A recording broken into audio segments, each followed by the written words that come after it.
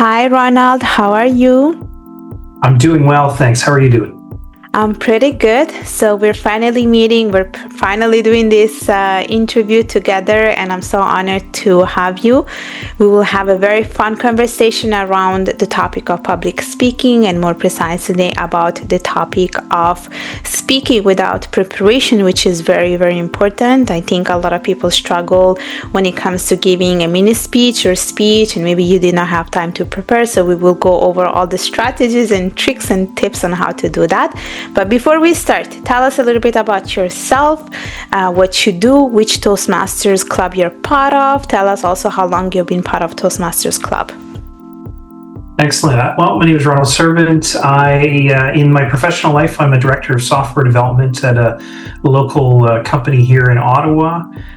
We work on some amazing things, and I just love being part of that team. In Toastmasters, I joined back in 2013. I was working at IBM at the time, and a friend of mine and we said, hey, let's go check out this demonstration meeting, and the rest is really history. Since then, in Toastmasters, I've gone on to hold all kinds of club officer positions and district positions. And this year, I am the incoming district director for the 25-26 Toastmasters year. I got a couple of home clubs. One is my corporate club, Quack Masters.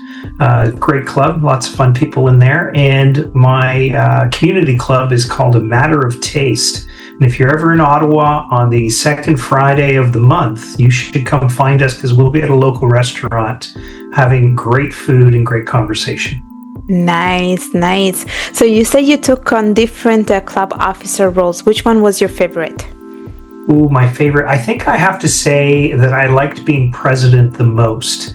Okay. Because you get to see the team really thrive and succeed. And if there are folks struggling, you have the opportunity to bring experience, support, ask questions, troubleshoot with them what's going on, and bring that experience from when you've done that role before.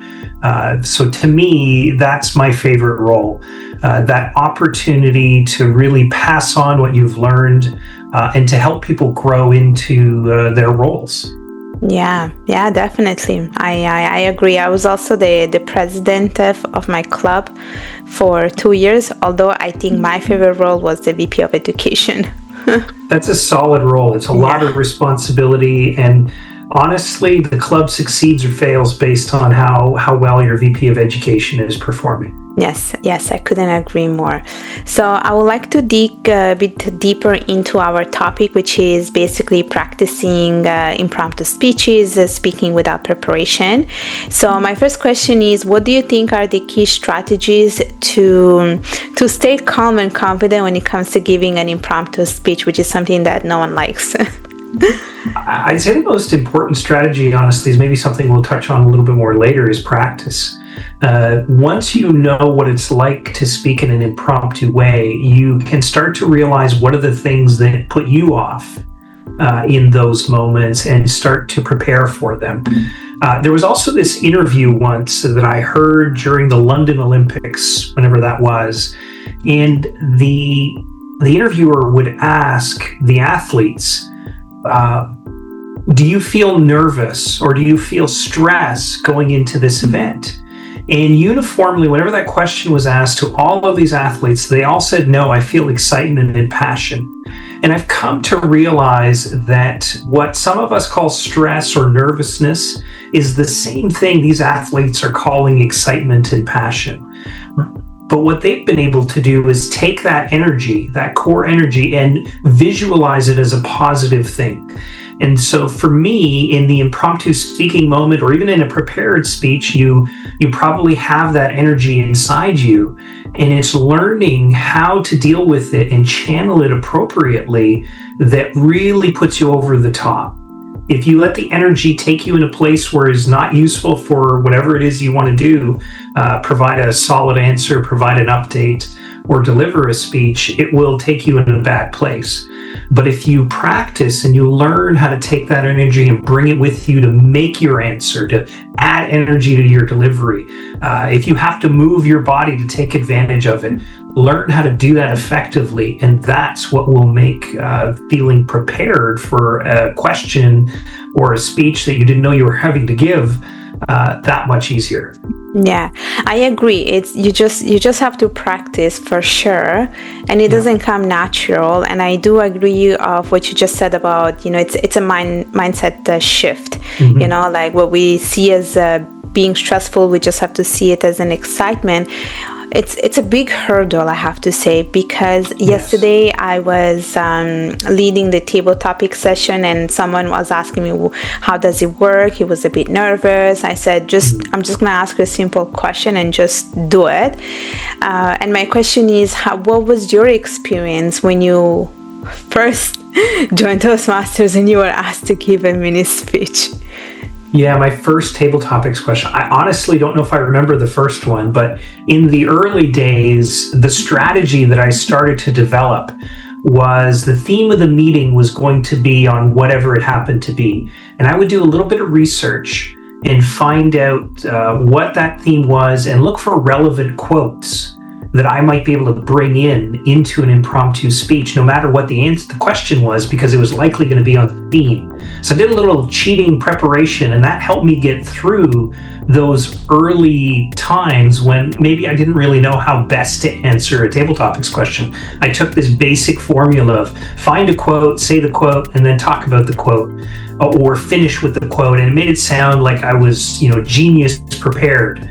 It was a little hack I had in my early Toastmasters career. I don't do that anymore, but it certainly helped me become more proficient. That little bit of preparation that I could drop in an impromptu way, but I was always going to use that quote no matter what the question was.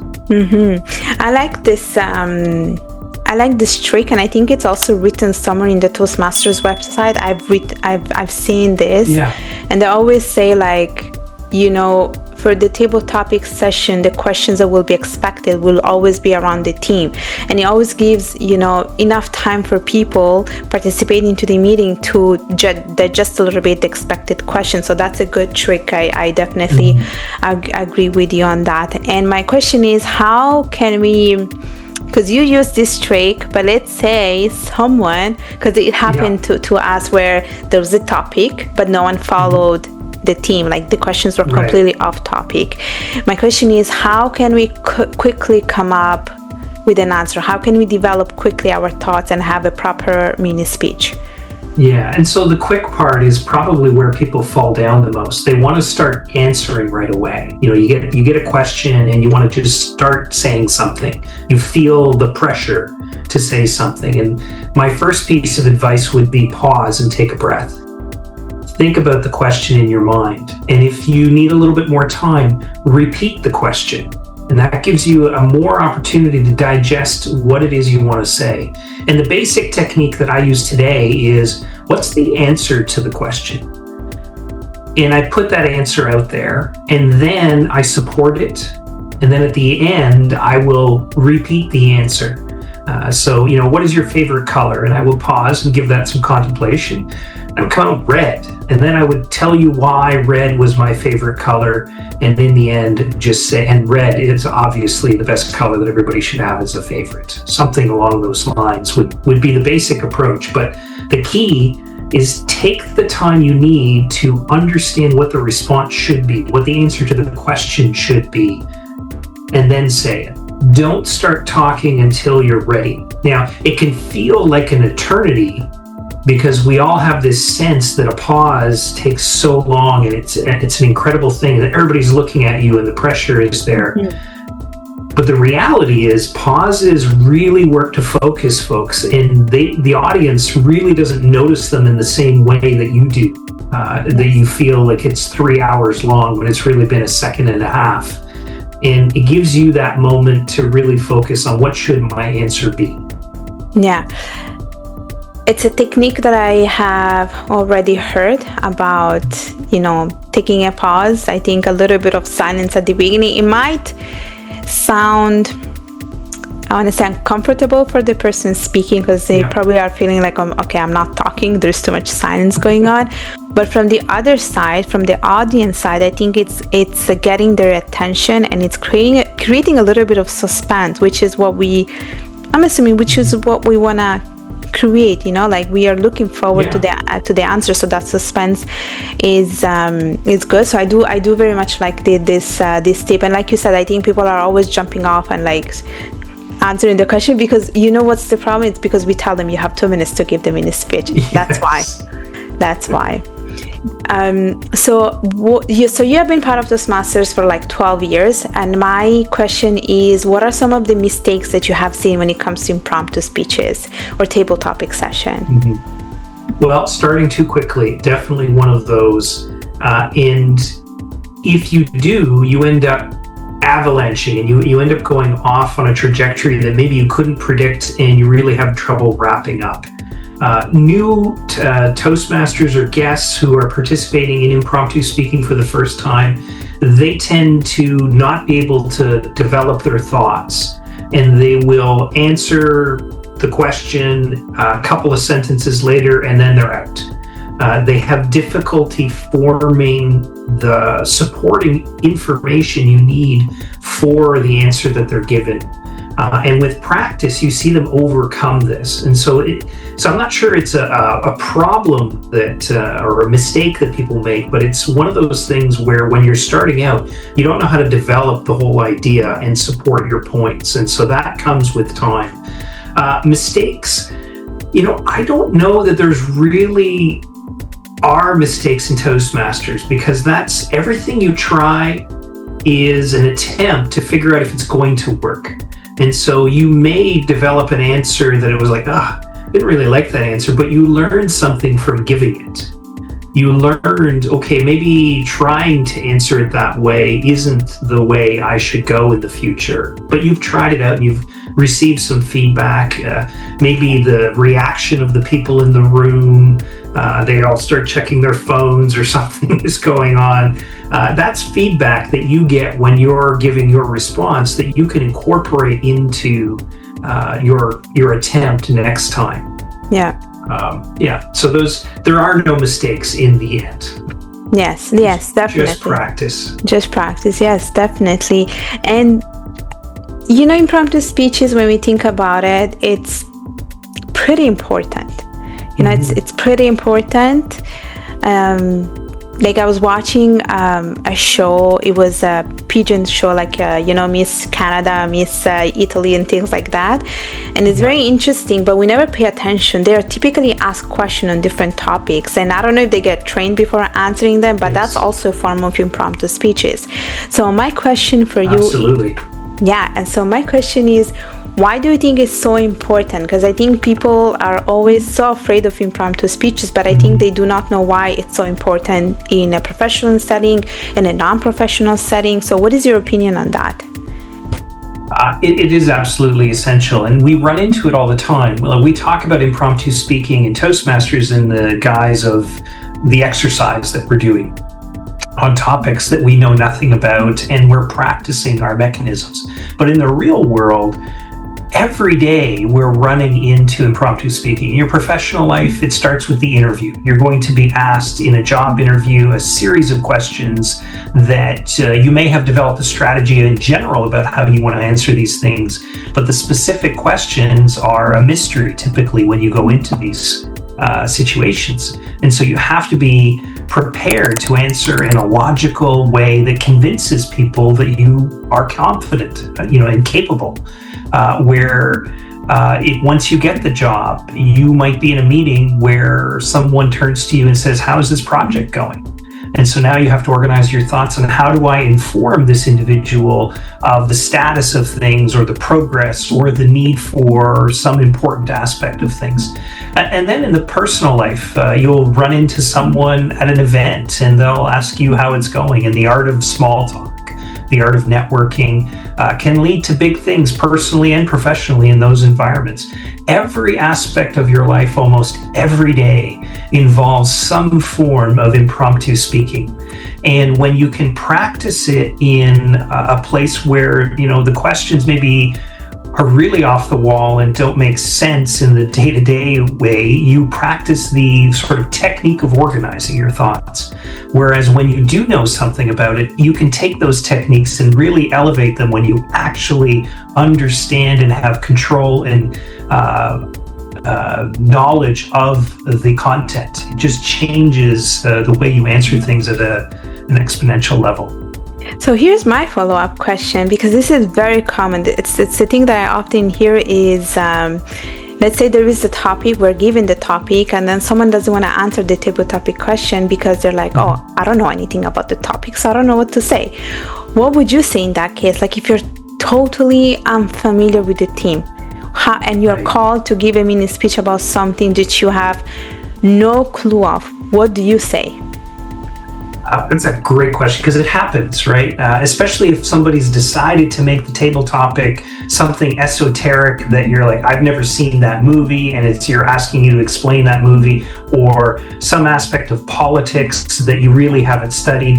You're blank. You don't even know what the words mean when they asked you. And in those moments, I think one of the great techniques is to pivot the question.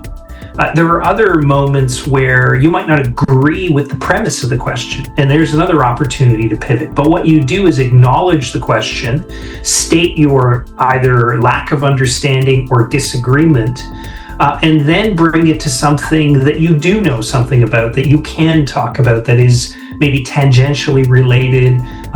If the question was so far off and the theme is something you know something about, you can, acknowledge the fact that you don't know anything about this, but I was thinking about the theme earlier today and this thought occurred to me, and you can answer in that way and take it down that path. Or if you disagree with the premise of the question, you could argue the opposite and say, I don't agree with the fact that cats are better than dogs, and let me tell you why dogs are so much better to have around, and go on one of those particular rants, if you will, because dogs clearly are better than cats. So it's okay to be honest and say, I don't know much about this topic, but here's what I think based on what I know. It's okay to say it like that. Okay. Absolutely. I think you want to be genuine in your answers. I agree. You don't want to try to answer in the style of someone else. You want to figure out what your style is, what's true to you, and respond in those ways. Even if it's awkward, difficult, or whatever it is, embrace yourself. Be authentic to who you are and answer in that way.